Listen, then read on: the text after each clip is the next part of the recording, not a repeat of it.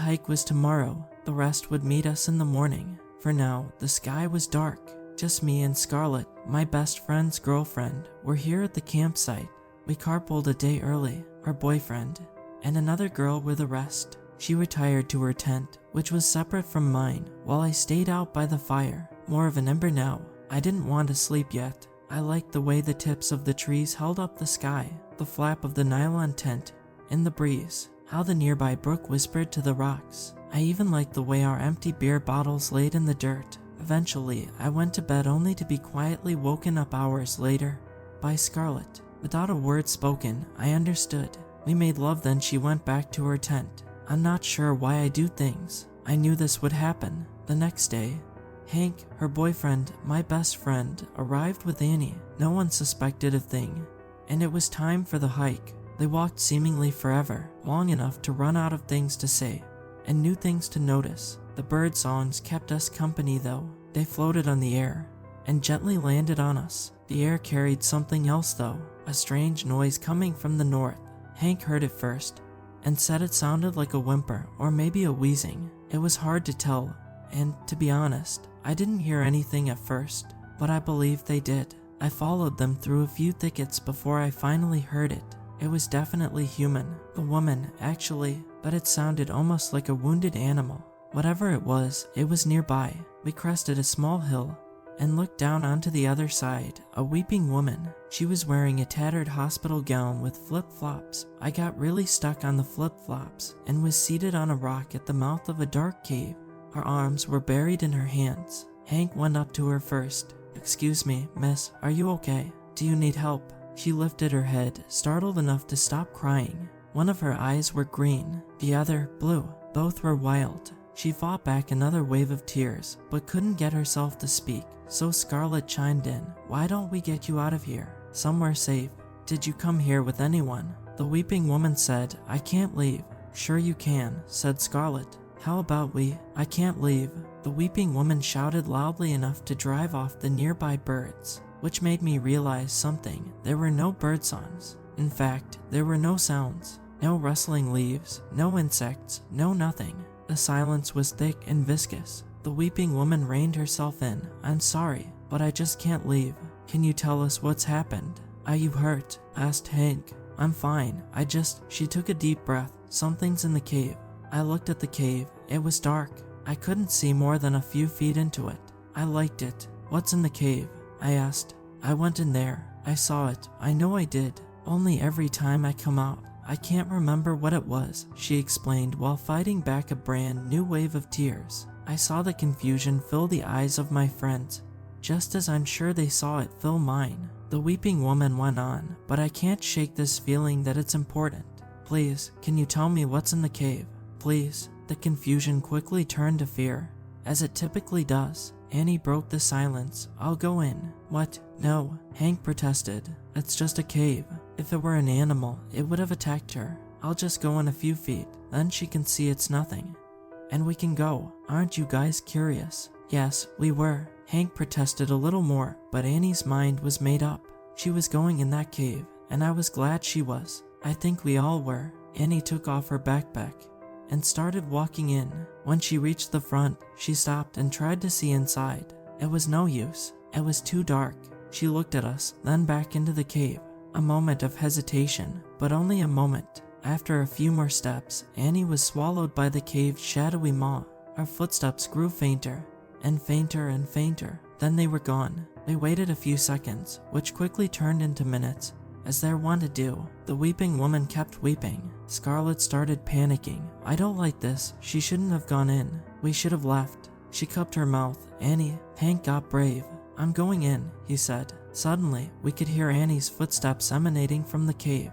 "Annie." She emerged. I noticed her hand was in her jacket pocket, and she looked pale. She had seen something. "Are you okay?" asked Hank. Yeah, I'm fine. It's fine." She didn't seem too fine. The weeping woman wasted no time. "What's in there?" Annie paused and looked us each in the eye. "It's weird. No matter how hard I try, I can't seem to remember." "What do you remember?" asked the weeping woman. It was like Annie didn't realize she remembered something. "I can only remember what it's not." "What it's not?" I asked. "What does that mean?" Annie said, I don't know. It's not a liquid.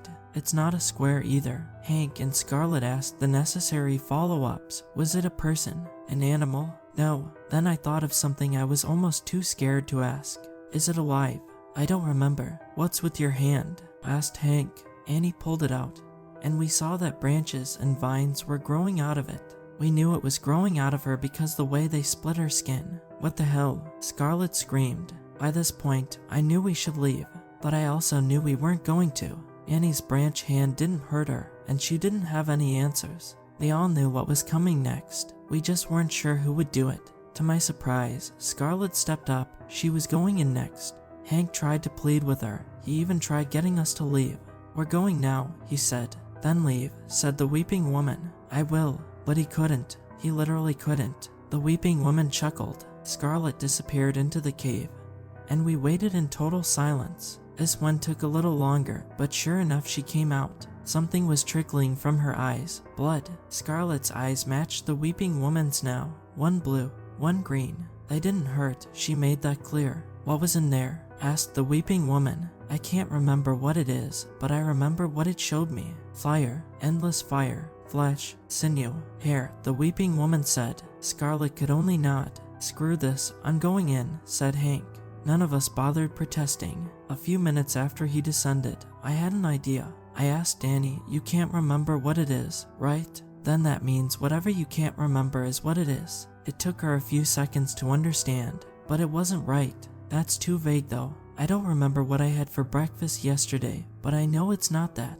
It can't be everything I don't remember. A dead end. Soon enough, Hank came out. I wasn't sure it was Hank at first, though, mainly because of the large antlers growing from his head. Large, impressive, holy, fully developed. They were beautiful if I'm being honest. Sticky blood matted the hair underneath them. None of us were really shocked by the antlers. At this point, we just wanted to know what he saw. I can't remember what it is, but I remember what it told me, so it was, and so it will always be. That over and over again. It stuck in my head on repeat. Hank sat down and felt his antlers. I knew it was my turn now. They knew it too. Even if I wasn't curious about the cave's interior, I couldn't compel myself away. I had to go into the cave, and I had to forget what I saw. I approached. At the barrier between the afternoon sunlight and the cave's oppressive shadow, I stopped and looked at my friends, at the weeping woman, and I wished we never started this hike. I went into the cave. This is where it gets a little fuzzy, so bear with me. I can't tell you what was in the cave because I don't remember. I can tell you what it's named, but I won't, and there's a reason for that. A few minutes, seconds, maybe days, I came out of the cave. I remember falling to my knees and vomiting wet twigs and leaves. When I collected myself, I turned to my friends. They didn't have to ask. I know its name, I said. What's its name? I only got halfway through. Wait, no. I remember the weeping woman shout, but it was too late. The ground beneath our feet rumbled. It felt good. I could hear the birds chirping again. They got louder and louder and louder. Too loud. My friends collapsed and covered their ears. It was overwhelming, yet still, it felt good and bad. I don't know how to explain. I guess it felt like a deep tissue massage, or the pleasurable pinch of a cigarette in your lungs, or that sliver of pride and importance you find in grief. A noise came from the cave. It sounded like a massive person struggling to inhale. Then everything went black. Suddenly, I was in an unfamiliar city. It was beautiful. I liked the way the tips of buildings held up the blue sky, the flap of trash in the breeze, the cherry of a discarded cigarette, how the gutter water whispered to the concrete. I didn't know it yet, but I'd never see my friends again, or they'd never see me again. It's hard to tell which. No one had ever heard of them. My family, my stuff, it's all here though. When I left, I took a train home, and it was only a few hours from that new city that's apparently always existed. It's called Los Angeles. There's no trace of the forest, not in any books, not online, not on any maps. Every time I think of that city, I feel that somewhere, I'm not sure where, but somewhere, there's a sewer opening in a wall. It's covered in graffiti and sealed off with metal bars. I can feel it. It's dark as a cave.